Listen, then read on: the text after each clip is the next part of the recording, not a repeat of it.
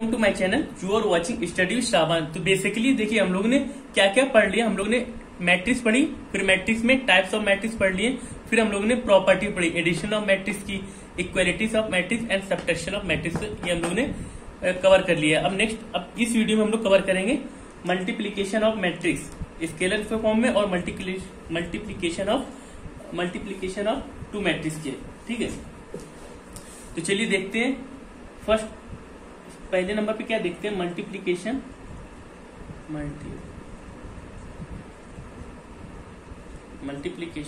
Of two scalar matrix. ठीक है, matrix. अब हम लोग किसकी बात करें, multiplication of two scalar matrix की। देखिए स्केलर मैट्रिक्स का मल्टीप्लीकेशन करने के लिए सबसे पहले हम लोग क्या याद रखते हैं, सपोज दैट, देखिए बाय एग्जांपल से चलते हैं तो बहुत ही इजी वे में आपको समझ भी आएगा। देखिए आप घबराए नहीं, अगर इनकेस आपको कहीं डिफिकल्टीज आती है सॉल्यूशन में या किसी प्रॉब्लम सॉल्व करने में तो आप कमेंट सेक्शन में जरूर बताएं, उसका सॉल्यूशन आपको मिल जाएगा। ठीक है, देखिए इफ कोई प्रॉपर मैट्रिक्स ए है, ए आई जे की फॉर्म में, ठीक है, अब उसका ऑर्डर क्या है, एम क्रॉस एन है। देन अगर हम लोग क्या करेंगे, उसमें किसी स्केलर क्वांटिटी ए का मल्टीप्लाई करेंगे किस मैट्रिक्स में, ए में, तो इसको हम कैसे लिख सकते हैं, ए और के, मतलब ऑर्डर चेंज कर दिया क्योंकि एडिटिव लॉ फॉलो कर रहा है। ठीक है, वन पॉइंट याद रखें पहला। अब इसको कैसे भी लिख सकते, किस फॉर्म में लिख सकते, के ए की फॉर्म में, एम क्रॉस एन की तो मैट्रिक्स है ये। ठीक है, मतलब स्केलर क्वांटिटी को हम लोग अंदर इनटू मल्टीप्लाई करा सकते हैं किसी भी मैट्रिक्स के अंदर। ठीक है, या उसको बाहर भी लिख सकते हैं, ये इसका फॉर्म हो गया। अब इसको हम लोग एग्जाम्पल के रूप में समझते हैं कि एक्चुअल में ये है क्या। आइए एग्जाम्पल देखते हैं। सपोज दैट एक कोई मैट्रिक्स है, अब स्केलर क्वांटिटी की फॉर्म में हम लोग देखते हैं। ठीक है, जिसकी वैल्यू क्या, 5 2 1 6 -5 2 1 3 एंड 6। अब देखिए ये कोई मैट्रिक्स होगा, अब हमको स्केलर क्वांटिटी का मल्टीप्लाई कराना है, तभी तो हमको समझ में आएगा कि टू स्केलर मतलब multiplication of two scalar matrix, मतलब किसी भी मैट्रिक्स में स्केलर का मल्टीप्लाई कराना। तो चलिए अब हम लोग 3 का मल्टीप्लाई करा देते हैं, ए में हो गया ना। तो ये क्या हो गया, के की वैल्यू हो गई, और ये क्या कोई मैट्रिक्स है कि ए हो गया। अब सिमिलर में अगर हम इसको ऑर्डर भी चेंज कर सकते हैं ना, इसको ए की लिख सकते हैं, क्योंकि अगर इसका इंटू मल्टी कराएंगे तो सेम आएगा। ठीक है, तो ये चीज याद रखें, ये क्या हो गई, के की वैल्यू हो गई। अब देखते हैं इसका वैल्यू कितना आया। 3 का कराएंगे तो देखिए कोई मैट्रिक्स है ओवरऑल, तो ओवरऑल में इंटू मल्टीप्लाई होगा ना, तो 15 हो जाएगा। 3 2 जा 6, 3 1 जा 3, 3 6 18 माइनस 3 45 माइनस प्लस 6 और 3 3 3 9 3 6 18। ओके, ये देखिए ये कोई फॉर्म आ गई। अब इसमें एक चीज आप देख रहे होंगे, हमने के का मल्टीप्लाई कराया, यानी के क्या स्केलर क्वांटिटी अगर मल्टीप्लाई कराया तो सब में डिवाइड हो गया, सिमिलर डिवाइड, सेम सारे करस्पॉन्डिंग एलिमेंट में मल्टीप्लाई हो गया, तो इसका आंसर ये हो गया। अब ये कैसी प्रॉपर्टी हो गई स्केलर की, मतलब किसी भी स्केलर को पहले मल्टीप्लाई कराए या बाद में कराए। अब इसमें हम 3 कॉमन कर ले तो ए आ जाएगा ना, तो इसीलिए कहते हैं स्केलर क्वांटिटी की प्रॉपर्टी। इसकी हम लोग प्रॉपर्टी देखते हैं। चलिए कौन कौन सी प्रॉपर्टी फॉलो करता है। नंबर 1, जो स्केलर क्वांटिटी जो होगा, स्केलर मैट्रिक्स जो होंगी, जो स्केलर मल्टीप्लीकेशन होगा, multiplication of matrix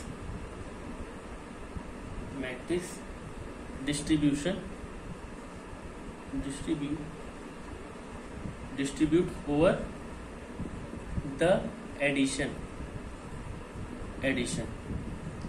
of matrix. देखिए scalar multiplication of matrix distributes over the addition of matrix. अब बात कहना क्या चाह रहा है, आइए एग्जांपल देखते हैं। सपोज कोई के मैट्रिक्स है, यानी कि स्केलर कोई क्वांटिटी होगी, उसको ए प्लस बी है। Suppose that A plus B कोई मैट्रिक्स है, उसका अगर इंटू कराएंगे तो स्केलर है, ये क्या है, स्केलर है। तो इसको किस फॉर्म में लिख सकते हैं, मतलब ये कहना क्या चाह रहा है, अगर आप सिमिलर वे में एडिशन मैट्रिक्स को डिस्ट्रीब्यूट मतलब अलग अलग फॉर्म में भी इंटू करेंगे, के प्लस ए एंड के प्लस बी, तो ये लॉ भी फॉलो करेगा, इसका भी वैल्यू कैसा सेम ही आएगा। ठीक है।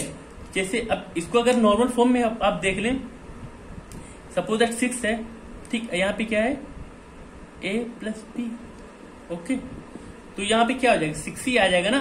तो सेम अगर इधर हम इन मल्टीप्लाई कराएंगे 6a प्लस 6b, 6 कॉमन कर लो, a प्लस बी हो गया ना। तो सेम सिमिलरिटी ये फॉलो करता है। कौन सी प्रॉपर्टी हुई है स्केलर की, ठीक है, एक फर्स्ट प्रॉपर्टी। सेकंड प्रॉपर्टी को क्या देखते हैं, आप नोट करते हुए चले वीडियो पॉज करके, ठीक है।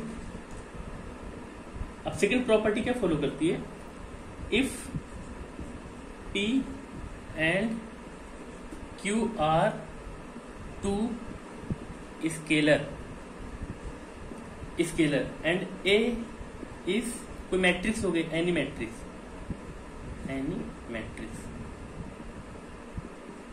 ठीक है।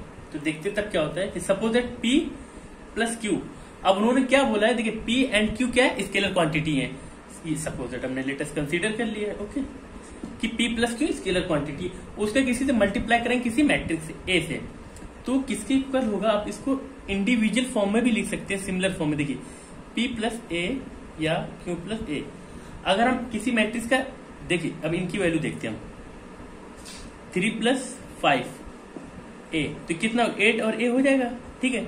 सेम वे पे अगर यहाँ पे हम करेंगे तो वही अलग अलग फॉर्म में लिख देंगे, ये डिस्ट्रीब्यूट हो गया अलग अलग एडिशनल फॉर्म में, ठीक है। तो सेकंड प्रॉपर्टी आई थिंक आपको समझ में आई होगी, P प्लस Q, ये एडिशनल प्रॉपर्टी है, सॉरी एडिशनल कह रहा हूं मैं, सॉरी ये स्केलर क्वांटिटी है। P प्लस Q कैसी स्केलर है और A के कोई मैट्रिक्स है, तो अगर इनको एक साथ ऐड कर ले, अलग अलग ऐड कर ले, दोनों क्या इक्वल वैल्यूज आएंगे, ठीक। सेकेंड प्रॉपर्टी होगी। अब थर्ड प्रॉपर्टी क्या बोल रहा है, if P and Q are two scalar then देखते कोई मैट्रिक्स आएगी, सपोज मतलब उसने बोल दिया P and Q two scalar होगा, और suppose A equal to AIJ M into N की क्रॉस फॉर्म में होगा, ठीक है। तो P प्लस, पहले उसने क्या बोल दिया, P प्लस Q की बात कर रहा है, P और Q A, मतलब देखिए Q स्केलर है, P स्केलर, Q भी स्केलर है। अगर उसको हम सेम वे में लिखने, तो उसने क्या बोला है, ये लोग क्या बताना चाह रहा है कि दोनों स्केलर का पहले मल्टीप्लाई करें, तब उसको मल्टीप्लाई करें किसी मैट्रिक्स से। अब इसका एक एग्जांपल भी हम लोग देख लेते हैं। देखिए एग्जांपल, जैसे P की वैल्यू 5 और Q की वैल्यू 3 इंटू A, ओके। तो कितना हो गया, मल्टीप्लाई कराया कितना 15A हो गया, और इसमें क्या किया, देखिए 3 इंटू A कैसा हो गया 15A, देखिए सेम हो गया ना। अब अगर इसको हम लोग लिख सकते हैं, देखिए जैसे P क्या है, Q की वैल्यू क्या मान ली 3, A कोई मैट्रिक्स है, ओके। अभी P क्या है, कोई बाहर, अब पहले हम A को मल्टीप्लाई करा 3A से, फिर P की वैल्यू कितनी, सपोज 4 है, फिर P का मल्टीप्लाई करा इसमें 3 में, तो सेम है, क्योंकि ये किसके लिए फॉलो कर रहा है, स्केलर क्वांटिटी के लिए, ठीक है। आप नोट करते हुए चलते रहिए। अब देखिए फोर्थ नंबर की प्रॉपर्टी देखते क्या है, सपोज दैट कोई मैट्रिक्स A है, उसकी फॉर्म AIJ किस ऑर्डर में, M क्रॉस N में है, ठीक है। तो अगर हम इसको किसी भी मैट्रिक्स से मल्टीप्लाई कराएंगे, जैसे सपोज दैट माइनस K का A से इंटू कराया, ठीक है। तो देखिए K है, सपोज दैट हमारे पास K है, तो इसको हम लोग कैसे लिखते हैं, KA की फॉर्म में भी लिख सकते हैं, ऐसे भी लिख सकते हैं, और इसको स्केलर क्वांटिटी को बाहर करके मैट्रिक्स में सिर्फ मल्टीप्लाई करा देते हैं निगेटिव का। देखिए अब इसको हम इस फॉर्म में लिख सकते हैं, सपोज दैट 3A है, ओके, कोई मैट्रिक्स से A से कराया इंटू, जो अगर माइनस फॉर्म होगा एसोसिएटिव और कम्युटेटिव लॉ फॉलो नहीं करता, इसीलिए इसमें -3A इस फॉर्म में भी लिख सकते हैं, और 3 बाहर करके -A इस फॉर्म में भी लिख सकते हैं। आई थिंक आपको कोई डिफिकल्टी अब तो नहीं आएगा, आई होप आपको कॉन्सेप्ट क्लियर हो गया, ठीक है। देखिए मल्टीप्लीकेशन ऑफ 2 स्केलर मैट्रिक्स का मैंने प्रोडक्ट आपको करके दिखा दी, उसकी सारी प्रॉपर्टी भी दिखा दी है। चलिए अब हम लोग बात करते हैं मल्टीप्लीकेशन ऑफ 2 मैट्रिक्स की। अभी हम लोग ने किसकी बात की थी, multiplication of matrix bye a scalar product की, मतलब स्केलर क्वांटिटी का मल्टीप्लाई कराते हैं। अब हम लोग क्या करना है, 2 मैट्रिक्स का मल्टीप्लाई कैसे कराते हैं। तो सबसे पहले देखते हैं मल्टीप्लाई कराने के लिए क्या क्या कंडीशन अप्लाई होती है। Multiplication of two matrix.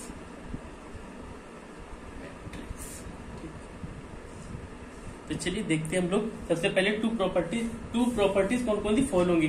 Suppose that हम लोग एग्जाम्पल लेकर सॉल्व करते हैं कि कौन कौन सी कैसे कैसे प्रॉपर्टीज में फॉलो होंगी। सपोज दैट कोई मैट्रिक्स ए है, ए आई जी के फॉर्म में, ठीक है। उसका ऑर्डर क्या है, ऑर्डर हम लोग मान लेते हैं m क्रॉस n, ठीक है।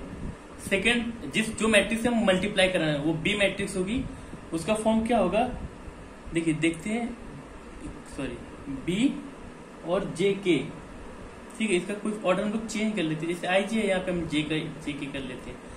अब यहाँ पे जो ऑर्डर होगा सारा खेल यहाँ पे किसका है, ऑर्डर का ही। अगर ऑर्डर जो होगा हमने एन क्यू ले लिया तो देखिए अगर मल्टीप्लीकेशन ऑफ टू मैट्रिक्स कराना तो सबसे पहले हमको कंडीशन क्या रखनी, मैट्रिक्स जो ए होगी, ए मैट्रिक्स का रो, सॉरी ए मैट्रिक्स का कॉलम, ए मैट्रिक्स का कॉलम एंड बी मैट्रिक्स का रो का ऑर्डर, रो का ऑर्डर क्या होना चाहिए, सेम, तभी मल्टीप्लीकेशन होगा मैट्रिक्स में। तो सबसे पहले क्या हम लोगों ने डिफाइन किया कि मैट्रिक्स मल्टीप्लीकेशन होने के लिए जो दो मैट्रिक्स होंगी उनमें क्या क्या कंडीशन होनी चाहिए, ए मैट्रिक्स का कॉलम और सेकंड मैट्रिक्स का रो का ऑर्डर क्या होना चाहिए, सेम होना चाहिए। देखिए ऑर्डर क्या है एन और इसका रो क्या है एन, तो यानी कि अप्लीकेबल है, ठीक है। तो इसका जो एग्जाम्पल बन के आएगा अपने, मतलब ए और बी बन के आएगा, वो क्या बन के आएगा, हम लोग ने क्या कहा पहले सबसे पहले डिफाइन कर लिया जो ए मैट्रिक्स होगा उसका कॉलम एंड बी मैट्रिक्स का रो का ऑर्डर क्या होना चाहिए, सेम होना चाहिए। अगर ऑर्डर सेम होता है तो चलिए हम लोग मल्टीप्लाई कराते हैं दोनों मैट्रिक्स का, तो सी मैट्रिक्स जो आएगा सी आई और के के रूप में, ठीक है। और फॉर्म ऑर्डर कौन से, एम क्रॉस पी। अब बात करते हैं हम लोग, जैसे सपोज ए मैट्रिक्स था उसका ऑर्डर क्या था, एम क्रॉस एन था, और सेकेंड मैट्रिक्स का क्या था, एन क्रॉस पी। तो जो कॉमन फैक्टर होंगे वो हट जाएंगे, ठीक है, बचे क्या, एम क्रॉस पी। तो ये अपनी एक मैट्रिक्स हो गई, ठीक है। ये एग्जांपल था, इसको हम लोग सिंपल वे में समझ लिया। अब इसको ऐसे भी लिखते हैं, सी इक्वल टू क्या हो जाएगी, ए और पी, ठीक है। आई थिंक मल्टीप्लीकेशन करना आ गया ना, टू मैट्रिक्स का मल्टीप्लीकेशन जैसे हम लोग एडिशन करते थे उसमें क्या कर देते, करस्पॉन्डिंग एलिमेंट्स में ऐड कर देते थे, बट इसमें नहीं है। जो अगर ए होगा मैट्रिक्स उसका कॉलम और बी मैट्रिक्स का रो का ऑर्डर सेम होना चाहिए, दैट्स व्हाई हम लोग मल्टीप्लीकेशन कर सकते हैं। तो ये हो गया मल्टीप्लीकेशन। अब इसकी प्रॉपर्टी देखते हैं कौन कौन सी प्रॉपर्टी इसमें फॉलो होती है या एप्लीकेबल होती है। तो चलिए अब हम लोग देखते हैं मल्टीप्लीकेशन और मैट्रिक्स की प्रॉपर्टीज, ठीक है। कौन कौन सी प्रॉपर्टी फॉलो करती है। नंबर 1 कौन सी प्रॉपर्टी फॉलो करती है, मल्टीप्लीकेशन जो होगा कम्यूटेटिव डज नॉट फॉलो, मतलब जो मल्टीप्लीकेशन होता है जो टू मैट्रिक्स का वो कम्यूटेटिव लॉ फॉलो नहीं करता। वो रीजन हम आपको बता सकते हैं। सपोज दैट कोई मैट्रिक्स ए और बी है, अगर उसका ऑर्डर चेंज कर दे, मतलब बी ए कर दे, तो ये देखिए इक्वल तो होगा या नहीं होगा तो बाद में डिसाइड करेंगे, बट इधर ये कंडीशन आती है मे और मे नॉट बी एक्सिस्ट, ठीक है। मे बी ये मल्टीप्लीकेशन ही नहीं होगा, मे और मे नॉट एक्सिस्ट, ठीक। देखिए ये हो गया। अब ये स्टेटमेंट क्यों आया, इसका एक रीजन भी है। जो इसका रीजन क्या मैंने बताया था आपको, मैंने मल्टीप्लीकेशन की जब डेफिनेशन में दिखाया था कि उसकी प्रॉपर्टी की होती है। सपोज दैट ए कोई मैट्रिक्स है, ठीक है, उसका ऑर्डर कितना था, ऑर्डर हम लोग मान लें 2 into 4, ठीक है। सपोज बी कोई मैट्रिक्स है, उसका ऑर्डर क्या, 3 into 2। अब इसके देखिए मैट्रिक्स होने की सबसे पहली प्रॉपर्टी क्या थी, ए का रो और बी का कॉलम का ऑर्डर क्या होना चाहिए, सेम होना चाहिए, तभी एप्लीकेबल होगा, ठीक है। तो अभी इक्वल करते हैं। अब बी क्या था, बी की 3 into 2, ठीक, इंटू ए की प्रॉपर्टी क्या थी, 2 into 4। अब इसका कॉलम देखिए क्या, सॉरी इसका रो देखिए, रो कितना 3 और कॉलम कितना है, बी का कॉलम की बात कर रहा, रो की, सॉरी बी के कॉलम की बात कर रहा, 4 है, जो की ऑर्डर क्या सेम है, नहीं सेम है, तो क्या ये एग्जिस्ट करेगा, ये एग्जिस्ट ही नहीं करेगा, ठीक। तो इसकी बात तो खत्म हो गई। अब इसका कोई प्रोडक्ट 3 into 4 ये हो गया। अब ये फॉलो इसने प्रॉपर्टी कर ली है, ठीक। ये हो गई commutative law does not follow, मतलब एडिशन में फॉलो करता है, सब्ट्रैक्शन में फॉलो नहीं करता है। सिर्फ किसमें फॉलो करता है? एडिशन में। ना सब्ट्रैक्शन में फॉलो किया कम्युटेटिव प्रॉपर्टी और ना ही मल्टीप्लीकेशन में फॉलो किया। ठीक है, अब हम लोग देखते हैं सेकंड प्रॉपर्टी। तो देखिए अब हम लोग देखते हैं सेकंड प्रॉपर्टी, जो कौन सी प्रॉपर्टी होती है? Associative property. Associative of matrix, वो मल्टीप्लीकेशन। अब देखते हैं फॉलो होता भी है कि नहीं, ये प्रॉपर्टी फॉलो होती कि नहीं। सपोज कोई प्रॉपर्टी, कोई मैट्रिक्स ए, उसको ए बी सी, और इसको सिमिलर वे में कैसे लिख सकते हैं हम लोग? सपोज ए कोई मैट्रिक्स को कर दिया मल्टीप्लाई अपन ने ए बी सी। अगर इस बार हम बात करते हैं ए बी की और सी से, तो ये कैसा होगा? सेम होगा। ठीक है, ये कौन सी प्रॉपर्टी फॉलो कर लिया इसने? एसोसिएटिव प्रॉपर्टी फॉलो कर लेगा। क्यों? अब इसका ऑर्डर क्या होना चाहिए? इसको ऑर्डर में कर रहे हैं। सपोज दैट इसका ऑर्डर क्या होगा? m cross n। ठीक, इसका n cross p and p cross q। देखिए ये a है, ये b है। b a की प्रॉपर्टी, a का ऑर्डर क्या? m cross n। ठीक, अब b का n क्रॉस p, तो इसका n और ऑर्डर इसका क्या सेम है? सेम इसमें बात करते हैं, p ये दोनों का सेम है, इसका n सेम है, तो प्रॉपर्टी फॉर एसोसिएटिव हो गई। क्योंकि मल्टीप्लीकेशन होने के लिए क्या कहती है? रो और कॉलम क्या होना चाहिए? सेम होना चाहिए। ठीक है, अब चलते हैं फोर्थ प्रॉपर्टी की ओर। सॉरी, देखिए अब देखिए थर्ड प्रॉपर्टी क्या है? डिस्ट्रीब्यूटिव। ठीक है, सॉरी तो देखिए मल्टीप्लीकेशन में matrix is distributive with respect to addition of matrix. Suppose कोई मैट्रिक्स अपने पास ए है, अगर उसी में same matrix B plus C को करके, बी प्लस सी को ऐड करके अगर ए से मल्टीप्लाई कराएंगे, तब भी हमको सेम आंसर कैसे आएगा? अगर इंडिविजुअल में अलग अलग मैट्रिक्स का एडिशन फॉर्म में करेंगे, जैसे ए का बी से और बी का सी में कर लिया, तब भी ये प्रॉपर्टी एप्लीकेबल होगी। ठीक, अब फोर्थ प्रॉपर्टी हम लोग देखते हैं। सपोज कोई प्रॉपर्टी, कोई मैट्रिक्स, दो मैट्रिक्स है, ए और बी का प्रोडक्ट 0 है, तो it not necessary that one matrix 0। ठीक, जैसे हम लोग देखते हैं ना एग्जांपल में, जैसे मैथ में हम लोगों ने देखा था, ए कोई मैट्रिक्स है, सॉरी मैट्रिक्स ए कह रहे 1 3 into 0, ये ए हो गया, ये बी हो गया, क्या हो गया? 0 हो गया। बट मैट्रिक्स में ऐसा नहीं होता है। मैट्रिक्स में ऐसा हो भी सकता है और भी नहीं हो सकती कि दोनों एक को 0 होना पड़े। ठीक है, जैसे एग्जांपल में देखते 1 1 1 1 1 1 माइनस 1 माइनस 1,